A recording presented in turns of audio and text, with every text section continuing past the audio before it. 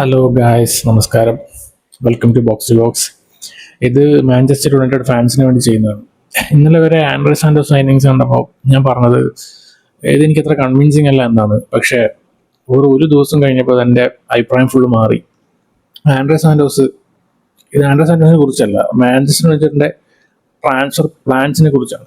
കാരണം ഒരു സൈനിങ് വന്നതോടെ മുഴുവൻ പിക്ചർ മാറി. ഹോണസ്റ്റ്ലി പറഞ്ഞാൽ ഇപ്പോഴാണ് ഇനിയോസ് എന്താണ് ചെയ്യാൻ ശ്രമിക്കുന്നതെന്ന് കുറച്ചെങ്കിലും നമുക്ക് മനസ്സിലാവുന്നത്.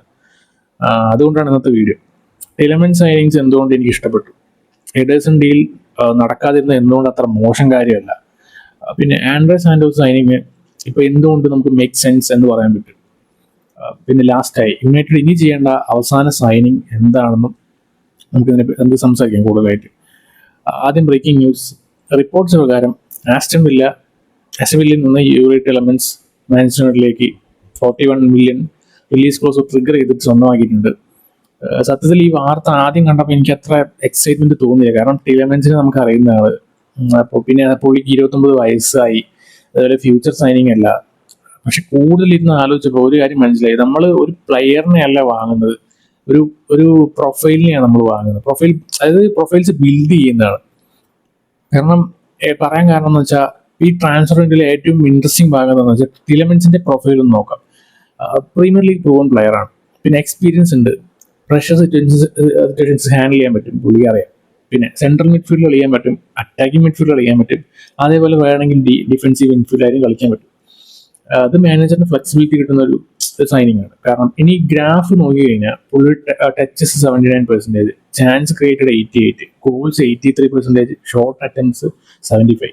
ഇതെന്താന്ന് ഈ പറയുന്നത്? ഈ ഗ്രാഫ് വെച്ച് നോക്കുക, പുള്ളി ഒരു ക്രിയേറ്റീവ് മിഡ്ഫീൽഡറാണ്. ഫൈനൽ തേർഡിൽ ഇമ്പാക്ട് ഉണ്ടാക്കാൻ പറ്റും, ഗെയിം ടെമ്പോ കൺട്രോൾ ചെയ്യാൻ പറ്റും, ഡിഫൻസ് സ്പ്ലിറ്റ് ചെയ്ത് പാസ് കൊടുക്കാൻ പറ്റും. ഡിഫൻസീവ് കോൺട്രിബ്യൂഷൻ 56% ഉള്ളൂ.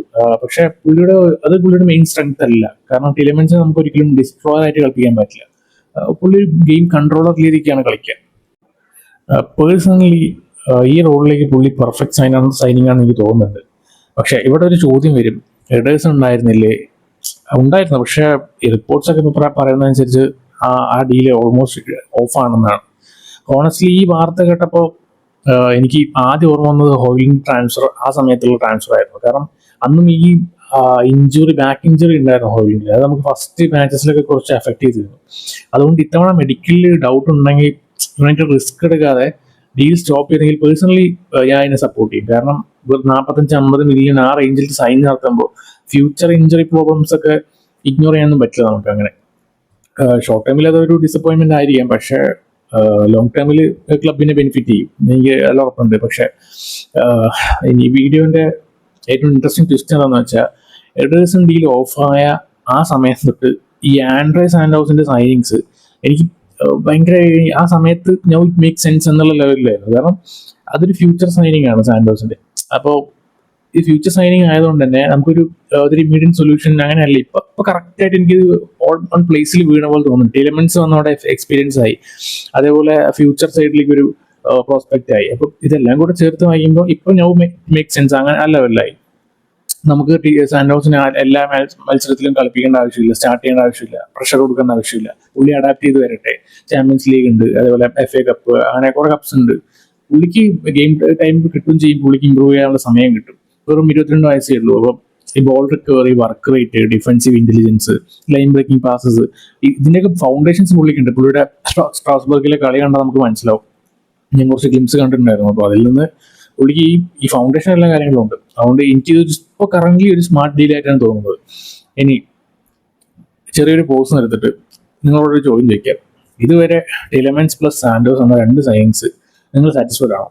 കമന്റ് സെക്ഷനിൽ നിങ്ങൾ ഹോണസ്റ്റ് ആയിട്ട് പറയൂ. കാരണം എന്നെ ആൻസറിൽ ഫുള്ളി അല്ല എന്നാണ്. കാരണം കസമിറ പോയതിനു ശേഷം യുണൈറ്റഡിൽ ഇപ്പോഴും ഒരു മാർക്കിംഗ് മിഡ്ഫീൽഡറിന്റെ ഒരു വോയിഡ് അവിടെ കിടക്കുന്നുണ്ട്.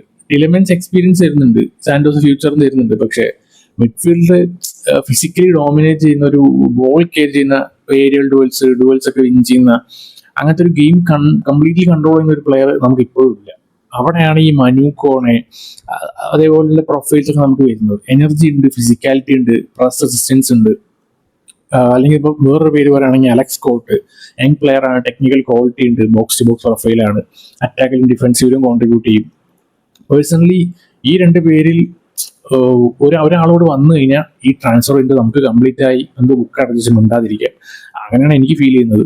അപ്പോൾ അലക്സ് സ്കോട്ടിന്റെ ഗ്രാഫ് നോക്കിക്കഴിഞ്ഞാൽ നമുക്ക് defensive contribution 85%, goal contribution decent ആണ്, ഏരിയൽ എബിലിറ്റി നല്ലതാണ്, ബാലൻസ്ഡ് മിഡ്ഫീൽഡർ ആണ്. അതുപോലെ മനുക്കോണയുടെ പ്രൊഫൈൽ എടുത്ത് കംപ്ലീറ്റ് ഡിഫറെന്റ് പ്രൊഫൈലാണ്. കാരണം ഫിസിക്കൽ മോൺസ്റ്റർ ആണ് പുള്ളി.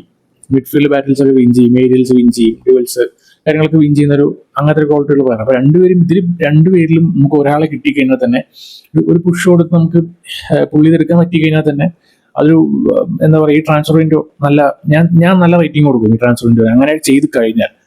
അപ്പോൾ ഓവറോൾ വേർഡിക്റ്റ് പറഞ്ഞു കഴിഞ്ഞാൽ ഇന്നലെ വരെ സാന്റോ സൈനിങ്ങിനെ കുറിച്ച് ഡൗട്ട് പറഞ്ഞ ആളാണ് ഞാൻ. അതായത് ഒട്ടും സാറ്റിസ്ഫൈഡ് അല്ലായിരുന്നു. പക്ഷെ ഇന്ന് ടീലമെന്റ് സൈനിങ് കൂടെ വന്നതോടെ, പിന്നെ എഡേഴ്സൺ സൈനിങ് ഓഫ് ആയതോടെ എൻ്റെ ഒപ്പീനിയൻസ് മൊത്തം മാറി. ഒരു എക്സ്പീരിയൻസ് പ്ലെയർ, ഒരു ഫ്യൂച്ചർ പ്ലെയർ, ഇനിയൊരു മാർക്കി പ്ലെയർ കൂടെ വന്നു കഴിഞ്ഞാൽ മാഞ്ചസ്റ്റർ യുണൈറ്റഡ് മിഡ്ഫീൽഡ് റീബിൽഡ് ഫൈനലായി കംപ്ലീറ്റ് ആയി നമുക്ക് പറയാൻ പറ്റും. ഇനി എഡേഴ്സന്റെ ഡീല് നടക്കാതിരുന്നതുകൊണ്ട് മേ ബി മെഡിക്കൽ ഇഷ്യൂസ് ഉണ്ടോ തെറ്റൊന്നും അല്ല, നമുക്ക് പറയാൻ പറ്റില്ല. അതൊരു പാനിക് ബൈ ചെയ്യേണ്ട ആവശ്യമൊന്നുമില്ല. ഒരു ഡീൽ ഓഫ് ആയി അപ്പം തന്നെ അടുത്തൊരു ഡീൽ സ്വിച്ച് ചെയ്തു. അത് നല്ലൊരു അറ്റംപ്റ്റ് ആയിട്ട് എനിക്ക് തോന്നി. അപ്പോൾ ഇനി നിങ്ങളുടെ അഭിപ്രായം അറിയണം എനിക്ക്.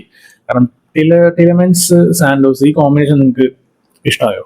ഇനി യുണൈറ്റഡിലേക്ക് മനു കോണെ, അലക്സ് സ്കോട്ട്, അല്ലെങ്കിൽ നിങ്ങളുടെ മനസ്സിലുള്ള വേറെ ഏതെങ്കിലും ഒരു വേൾഡ് ക്ലാസ് മിഡ്ഫീൽഡർ നിങ്ങൾ ആരെ കൊണ്ടുവരുന്നതാണ് നിങ്ങൾ ആഗ്രഹിക്കുന്നത്?